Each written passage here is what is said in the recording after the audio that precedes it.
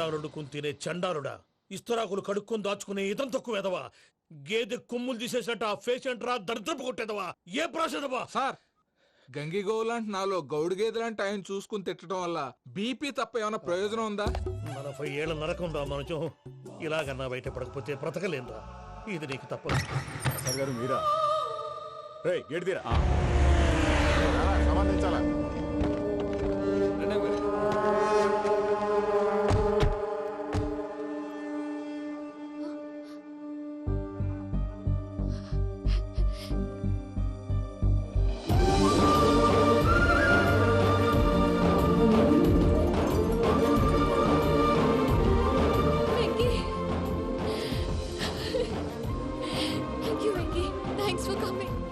నేను తీసుకెళ్ళడానికి వచ్చాను.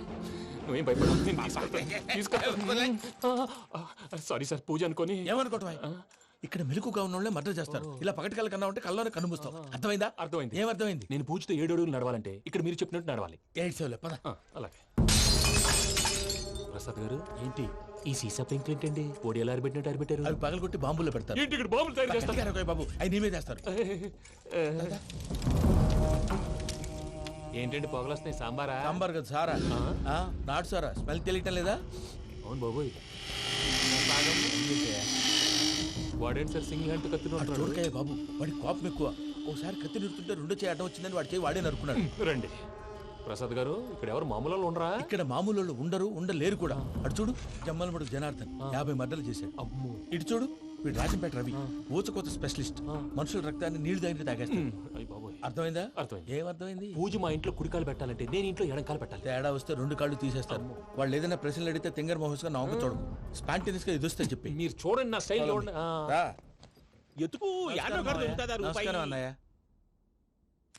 ఏంటి మనోళ్ళందరూ బయట ముమ్మరంగా బాంబులు దొరుకుతున్నారు? ఎవడైనా పెళ్లి ఆపడానికి ట్రై చేస్తే వాడి మీద ఇంతకీ ఇతనెవరు? ఈయన పేరు ప్రణీత్. నమస్కారం అండి. నమస్కారం. యూరోప్ లో ఉంటారు. నీకే తిండి దండగనుకుంటా అంటే నీకు ఇంకొక డోలా? అయ్యో మావయ్య, ఈయన కొన్ని వేల కోట్లకు అధిపతి తెలుసా? ఇక్కడ ఫ్యాక్టరీ పెడదామని వచ్చారు. దానికి లోకల్ పార్ట్నర్ కావాలి. పెట్టుబడి అయింది, పెత్తనం పార్ట్నర్ది. మీరు నమ్మకస్తులని చెప్పి మీతో లింకప్ చేద్దామని తీసుకొచ్చా. మరి ఆ అబ్బిని నుంచో పెట్టి మాట్లాడతావురా? దాబిదా కూర్చో. ఏవబ్బా ఇంత సిన్ని పెట్టి తెచ్చుకున్నావు? పెట్టి పైకి వెళ్ళి చూసావా మర్యాద డబ్బున్నడని. ఇంతకీ ఏ ఫ్యాక్టరీ పెట్టాలనుకుంటున్నారు? ఈ కరువు ప్రాంతంలో ఎరువులు ఫ్యాక్టరీ పెట్టి రైతులకు అరువు ఇద్దాం అనుకుంటున్నాను. ఏమంటారు? శానా మంచాలు. ఇంతకి మీ దేవురు బాబు? ఊరా అండి? తాడిపత్రి. తాడిపత్రి? తాడిపత్రి అంటే అది మా ఊరు.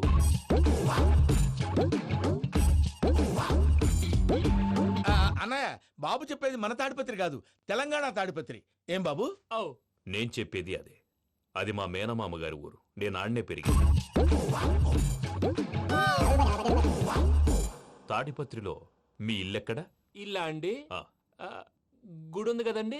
ఉంది. దాని పక్కన శర్మ గారిల్లు. అయితే శర్మ గారింటి పక్కన ఆనందరావు గారిల్లు. ఆనందరావు తెలుసు అనమాట. అయితే ఆనందరావు ఇంటికి 7 అవతల. ఆనందరావు అంకుల్ ఇంటికి మా ఇంటికి 7 hours గ్యాప్ ఉంది. Just 7 hours. అంకుల్ అంటున్నావంటే ఆనందరావు నీకు తెలుసు అన్నమాట. ఎందుకు తెలీదు? Very close family friends. అయితే నువ్వు వచ్చినావని తెలిస్తే వాడు కూడా సంతోషపడతాడు. ఫోన్ చేస్తాను. ఇప్పుడు వద్దులే అన్నయ్య, బాబు బాగా టైర్ అయిపోయాడు. Jet lag. ఎంతసేపు బాబు? 1 నిమిషం.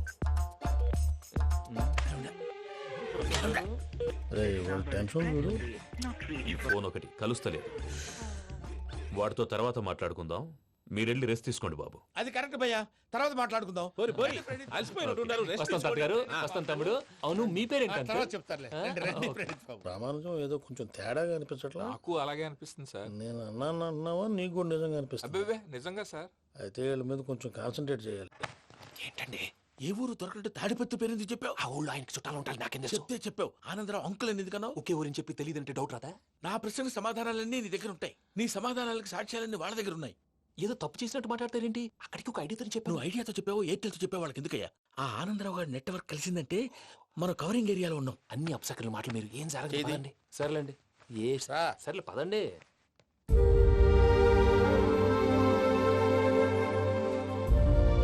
అదేంటండి పూజ అలా చూస్తుంది? ఇంకెలా చూడాలి? చాలా గ్యాప్ తర్వాత కాబోయే భర్త వచ్చాడు. ఫేస్ లో ఫీలింగ్ ఎమోషన్ లేదేంటి? అమ్మాయికి 190 ప్రాబ్లమ్స్ ఉన్నాయి. నీకు ఫేస్ లో ఫీలింగ్స్ కనపడతాయా? ఓ కరెక్ట్. సరే పదండి వెళ్దాం. నువ్వెక్కడికి? పూజ దగ్గరికి. నువ్వు ఆ గదిలోకి రాకూడదు. ఆ. నేను వెళ్ళి తీసుకొస్తా. ఓ అమ్మా పూజ. మావయ్య నిన్ను రమ్మంటే అతన్ని తీసుకొచ్చావేంటి? ఏం చేయనమ్మా, భుజాల మీద ఎక్కించుకుని తీసుకెళ్ళడానికి నేనేమన్నా ఆంజనేయుడా? వాడంటే కొన్ని తక్కువ టమారాలు తెలిసినాడు, పైగా నేను ప్రేమిస్తున్నాడు కూడా. అంటే అతనికి అసలు విషయం చెప్పలేదా? చెప్దామని అనుకున్నానమ్మా, సరిగ్గా నువ్వు ఆ టైంలో ఫోన్ చేసి ఇక్కడ ప్రాబ్లమ్స్ చెప్పావు. ఏం చేయాలో తెలియక వాడిని వేసుకుని వచ్చేసా.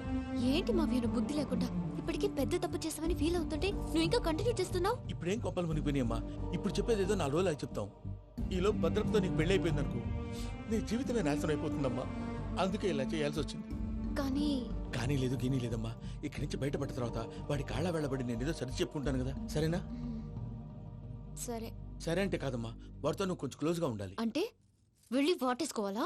వాడు అదే ఎక్స్పెక్ట్ చేస్తున్నాడమ్మా. ఏంటి? ఏం లేదమ్మా, వాడితో కొంచెం సరదాగా ఉండమని అంటున్నాను. రా చెప్తా. చూసావు బాబు, నీ మీద బెంగతో ఎలా చిక్కిపోయిందో. ఇదంతా నాటకం అని నాకు తెలుసు.